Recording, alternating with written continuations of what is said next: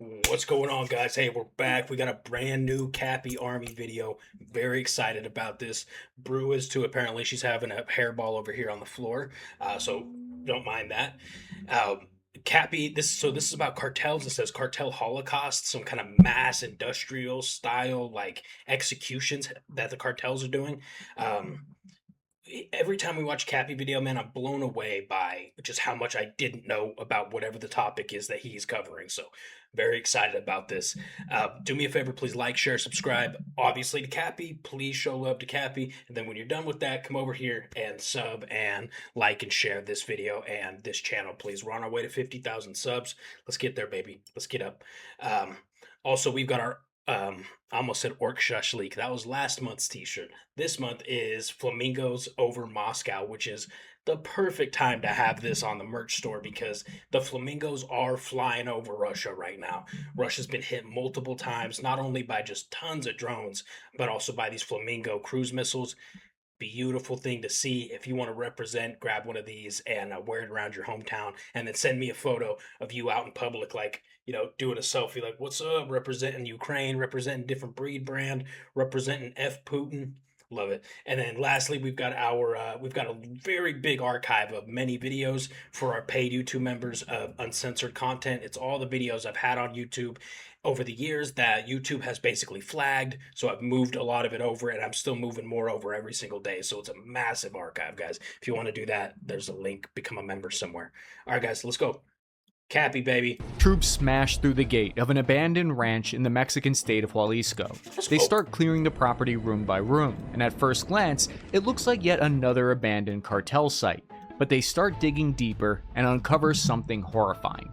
They're standing on a death camp that's part of a much larger network of black sites that extend from Mexico all the way into the United States, used to traffic people, recruit fighters, and dispose of victims on an industrial scale. The level of people who have just disappeared essentially into thin air is unlike any other country in the world.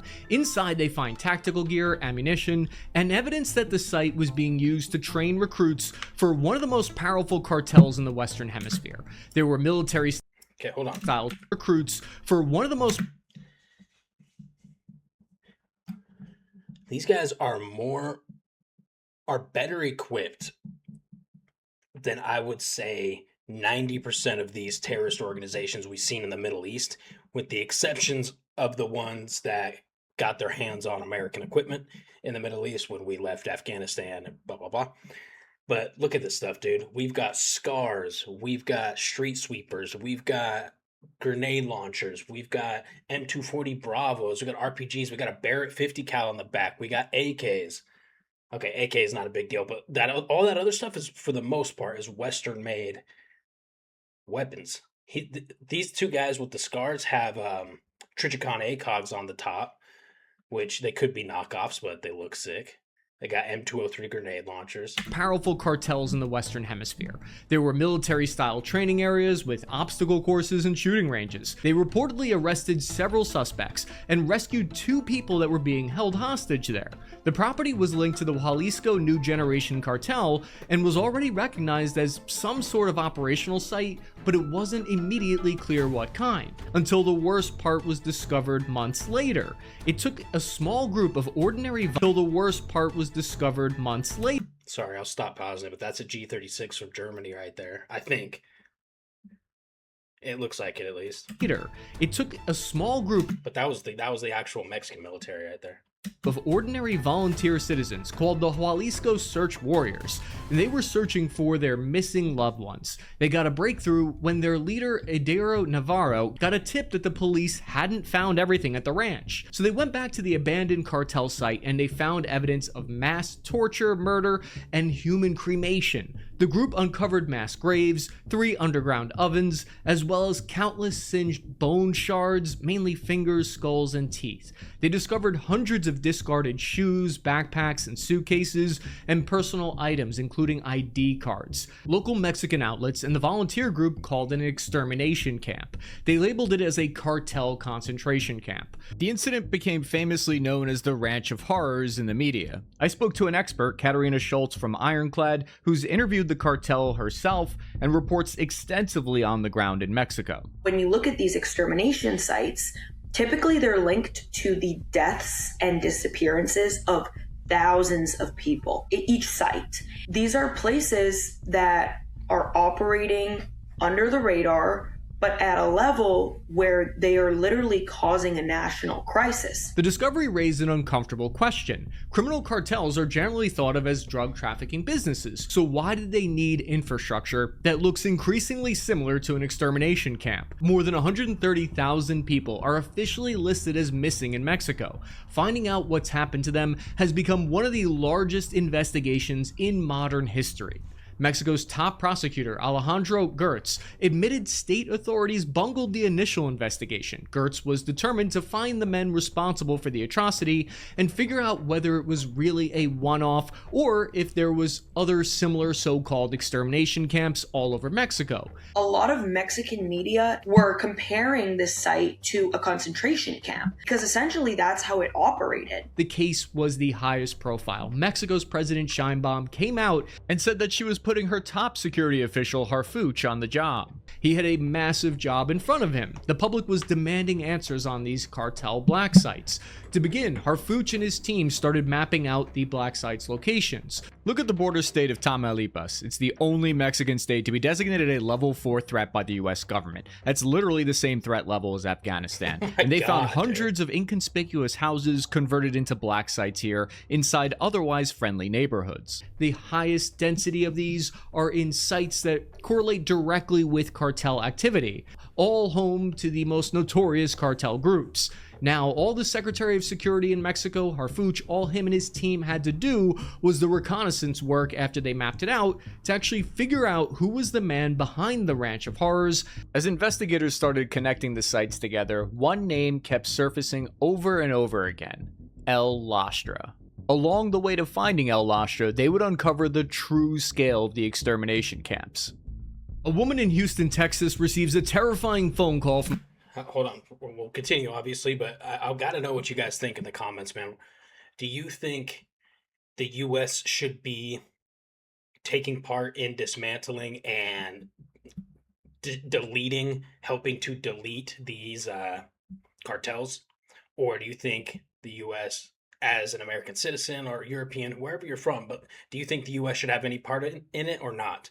I'm in the boat that absolutely. After I got my EMT license out of Texas, and I learned that the number one cause of death of all Americans is fentanyl overdose, I was dumbfounded. And I was like, okay, yeah, like it's the number one cause of death from illegal drugs. That makes a little more sense. I know how powerful it is. No, just the number one cause of death in general. Out of car accidents, heart attacks, everything. And it's not just a little bit. It doesn't outnumber these other categories a little bit. It's by a lot. So this fentanyl is such a big problem. It's killing so many Americans. It's killed more Americans than any other war has. So absolutely, I think we should be just destroying these cartels that have not that have anything to do with the drugs, just have anything to do with the criminal activity in South America that's leading into the United States in general. My thoughts. A cartel member. She had already paid the smugglers thousands of dollars to safely bring her brother into the United States. Now they wanted more money, and if it wasn't paid, they threatened to kill her brother. U.S. federal agents from HSI traced these phone calls, and surprisingly, they were coming from an ordinary suburban home in Houston, Texas. A tactical SWAT team stacks up on the door. On command, they blow the front door and begin clearing the rooms. Inside, they find nearly 100 people held hostage, packed into the two tiny rooms. Some haven't seen daylight in days. Jesus. Law enforcement found outside-facing deadbolts on all the doors to keep these migrants inside. The majority of people that are trafficked by Mexican cartels end up in the United States. The administration looks at this is a Mexico problem and this is a US problem. But a lot of the time, it really isn't that black and white. Those problems between each individual country are overlapping. One of the men with the most experience with the cartel black sites in America and their evolution is HSI Special Agent in Charge Craig Larrabee. He has one of the largest HSI field divisions in the country. He oversees federal criminal investigations across roughly 500 miles of the most intense section of the Texas-Mexico border, from the Del Rio area to Brownsville. Larrabee describes the mentality of the cartel organization bluntly, saying that they simply do not treat the migrants as human beings, but just as a commodity. Since then, the scale of these black sites have become more clear to investigators like Larrabee. The FBI has repeatedly uncovered cartel-linked stash sites throughout the United States. Texas. Jeez, man. Airbnbs being used as stash houses for human smuggling. Smugglers' stash houses in one of Washington, D.C.'s wealthiest areas. There was a rental home in Houston. In Phoenix, Arizona, it was an apartment complex. In El Paso, Texas, it was an actual house. From the street, they all looked normal, but inside they were prisons. This is suburban America. The neighbors probably thought the worst crime on the block was an HOA violation, but this was barely the tip of the iceberg. U.S. federal investigators eventually discovered that these stash houses were part of a much larger smuggling network that actually stretches from Central America through Mexico. And the deeper special agents looked, the more they realized these cartel black sites were nothing compared to their horrific purpose south of the border. The pattern first emerged with the ironically named La Joya Ranch in San Fernando. Mexican Marines were searching the area after reports of disappearances and a series of bus hijackings. They responded to a tip and raided a ranch near San Fernando. Marines found evidence that the male hostages held there were forced to fight each other to the death in gladiator-style combat. The winner earned a place as a soldier in the Los Zetas drug cartel. Impossible to imagine what it would be like to be forced into a life or death situation like that. Then the Marines started uncovering these secret mass graves. Mexican authorities eventually exhumed 193 bodies. The San Fernando massacre was one of the first major signs that the cartel was moving beyond drugs into large-scale human trafficking. At first, San Fernando looked like a uniquely horrific crime. It was a tragedy, but just a one-off, an anomaly. But then investigators found another site, and another, and another. The pattern kept repeating. Different cartels and different states, yet investigators kept finding the same blueprint. A civilian volunteer group got a tip about a property called La Galera in Tijuana. That's become a reoccurring theme so far in Mexico. Families looking for missing relatives have accidentally become some of the country's most effective detectives. And these women... That is absurd to me. It's sketchy to fight cartel in a uniformed military because they will try to find your family, your loved ones, your house, your family's houses, blah, blah, blah. Let alone just a civilian working in a civilian organization in Mexico. Oh, dude, these people are brave. Risking their lives because a lot of them are murdered for uncovering these places or finding mass graves. Go to this site and realize that there's these underground ovens used to exterminate people. La Galera was used by Santiago Meza Lopez, better known as El Pozo Leiro, which literally translates to the stew maker. If your cartel nickname sounds like a cooking show, that's not good, because his whole job was making bodies disappear by liquidating them into a stew. At the black site, investigators discovered large industrial drums containing thousands of gallons of liquefied human remains. It was estimated to be the remains of 750 people. Stop and think about that for a second, about just how many people that is. That's enough to fill about 15 school buses. That's as big as my entire high school graduating class. The cartels have become large enough to create specialized positions dedicated solely to getting rid of the dead. Cue the montage of black sites being found. Near the shores of Lake Chapala, there is a sleepy town named La Barca. Here, Mexican police discovered 60 bodies. Then in Veracruz, a civilian group discovered mass graves for more than 260 bodies. Police found the area littered with discarded clothing and personal items. 200 more bodies are discovered in Durango in the east. There's an unassuming warehouse in Tlajomulco de Zúñiga. Security forces received intelligence that it's a Jalisco New Generation cartel-controlled property. Mexican National Guard troops move in on foot to the warehouse. They quickly encountered armed cartel members defending the location. A firefight breaks breaks out, killing multiple sicarios. After securing the property and rescuing several hostages, Mexican investigators started piecing together what the hell the facility had actually been used for. They find gear for restraints, handcuffs, metal shackles, baseball bats with nails driven through it like it's something out of a zombie movie.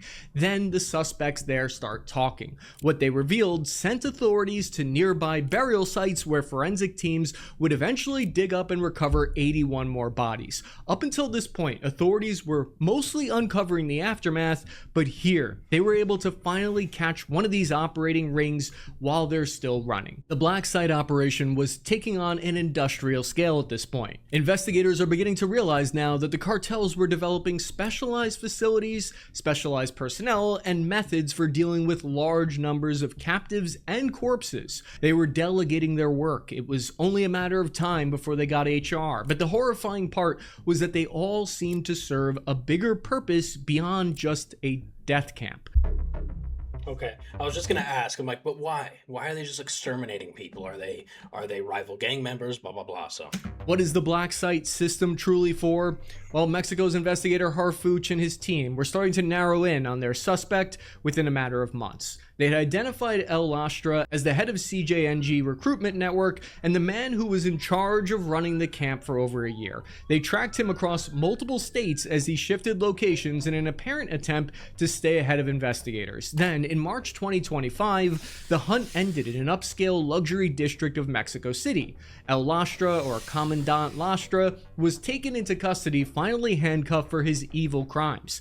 He was said to be the ringleader of the Ranch of Horrors, and Mexican authorities took great pride in his arrest. Authorities finally had someone who could explain what the camps were actually for. While in custody, El Lastra started talking. He outlined the cartel recruitment's process at the black sites. What he would do is create fake online job postings for security guards and similar positions with salaries between $200 and $600 per month. He arranged to have interested job prospects picked up at a local nearby bus terminal, but then they had them transported to the Ranch of Horrors instead.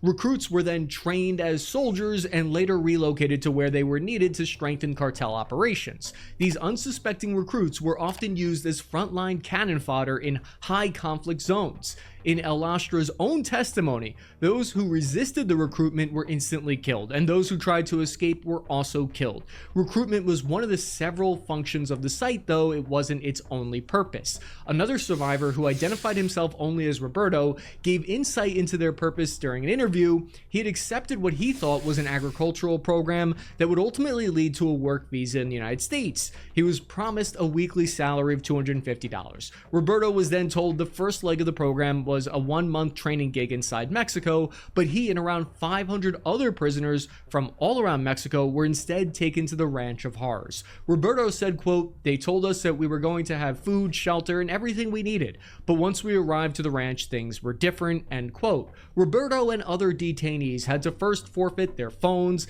legal documents, and they were routinely beaten and held at gunpoint by armed security, spending most of their time confined in cargo trailers. After seeing the truth, Roberto and a lucky few hatched a successful escape plan. Recruitment is a huge deal to these cartels. As it turns out, Mexican cartels are spread more thin than we originally realized. A joint study crunched the numbers and found that cartel hires about 185,000 people annually. Crime syndicates need to recruit about 350 people every single week just to continue functioning and make up for the quote-unquote losses that they have during their civil war that they're currently fighting. The war on drugs has a high rate of attrition, but the camp's purpose went far beyond just that. It also served as a sorting facility. Some became gunmen, but others were selected for logistics work or used as drivers. Others were assigned to drug production or given lookout duties, depending on what you excelled at on your test at the cartel sorting hat that would be assigned to you. The black sites were effectively running their own labor pipeline. Once the story broke, survivors and escapees came forward to shed light on it. They paint the picture of the Ranch of Horrors as a killing field, a torture site, but also as an organ harvesting plant. It was an Epstein-style underage trafficking hub and forced labor concentration camp. The sites appear to be clear evidence of the infrastructure necessary to make tens of thousands of people disappear systematically. So, who looked the other way here? To almost no one's surprise, massive corruption and cover-ups were involved as police and federal agents dug deeper into the Ranch of Horrors case.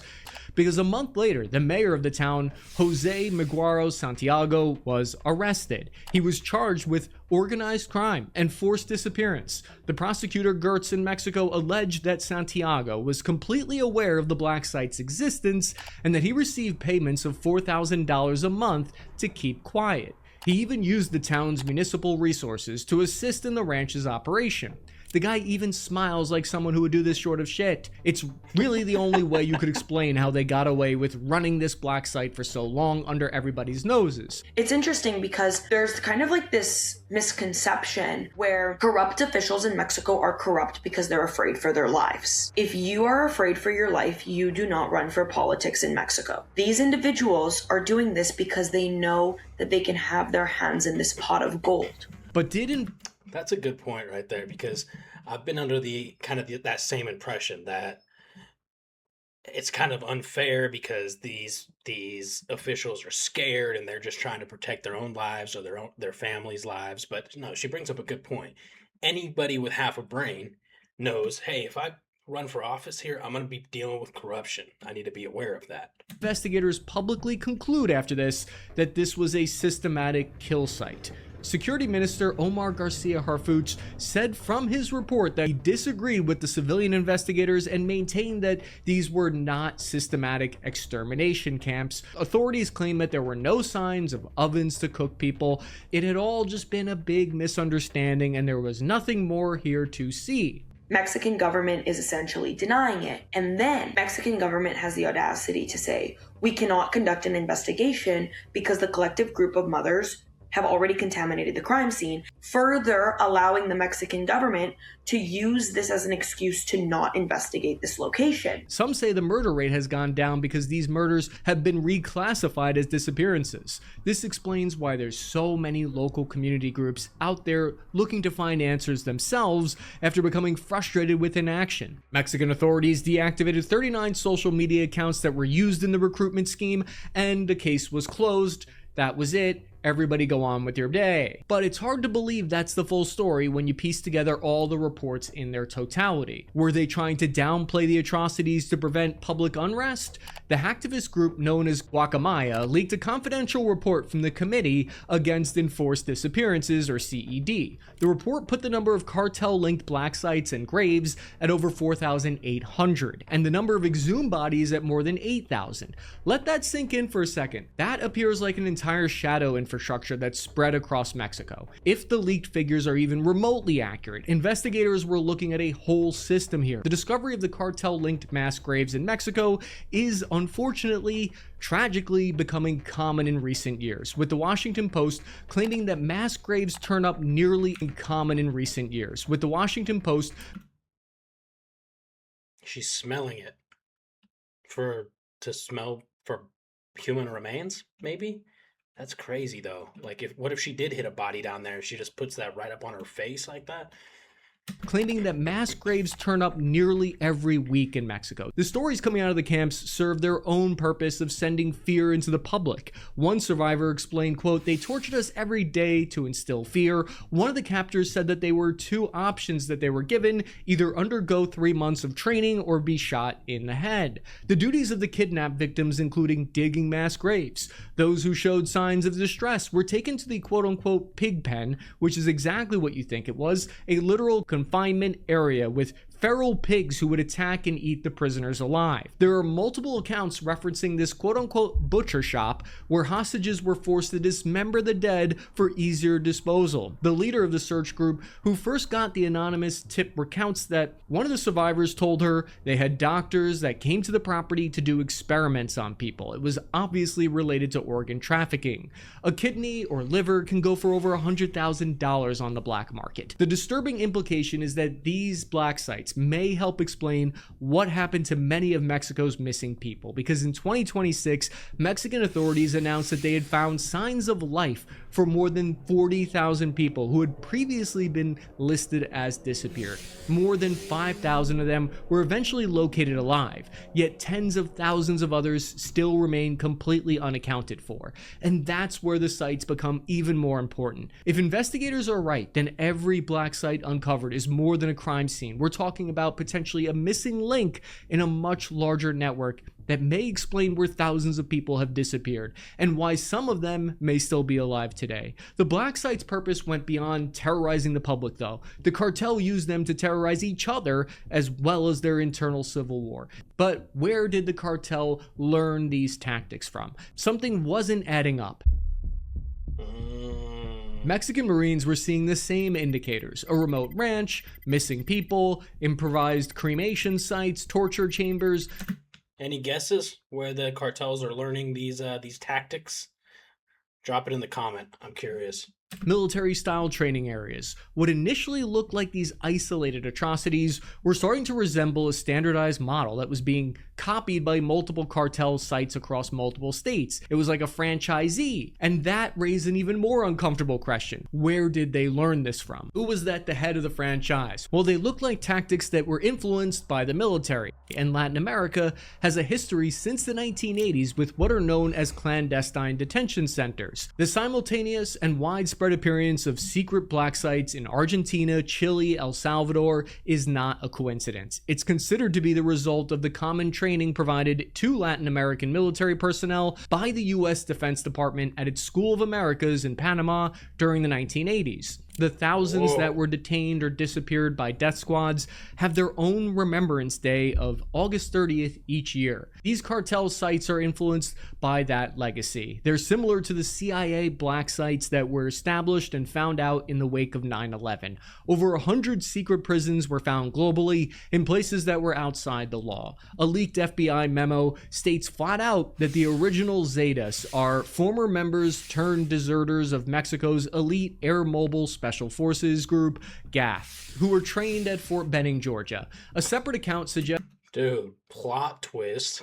I was like, okay, China. Iran taught them this. It's Mexican military trained by U.S. that more than 500 GAF agents were trained in Fort Bragg, North Carolina during the 1990s. The scale of these black sites was becoming enormous as you map out their locations. It resembled a parallel detention system similar to the ones built during the Cold War. Authorities were looking for a mass prison and execution system run by the cartels entirely outside the confines of the law, where you were tried, judged by a criminal organization based on if you could be of use to them or not. But when the cartels build up infrastructure and basing like this, it also means they become bigger targets that are easier to find for the military and federal police. There needs to be this understanding that it's more like a Venn diagram where these problems overlap, as opposed to it being like black and white problems per individual country. This network of clandestine prisons is more similar to the same kind of tactics used by ISIS and an insurgency than organized crime. These cartel black sites tell us something important, I think, about where the fight against them is headed. They're more dependent on recruitment pipelines. It reveals a key weakness in their organization, because if authorities can work together to find and shut down these sites, it can act as a bottleneck to choke off the cartel's flow of their fresh recruits. Troops. Jeez, dude. What a good video. Please go show some love on Cappy's channel, man. So, I guess what I'm still a little bit confused about, and please tell me if you've stayed this long in the video, thank you for one, and for two, I'm still confused as to why they're killing so many people. They explained, or Cappy explained, that they are rounding them up in efforts to recruit them for different cartel positions, drivers, and blah blah blah. But then why are they just killing so many of them? Is it just because that's how many people are saying they won't do it, or they're trying to escape or fight back, so they're just killing them?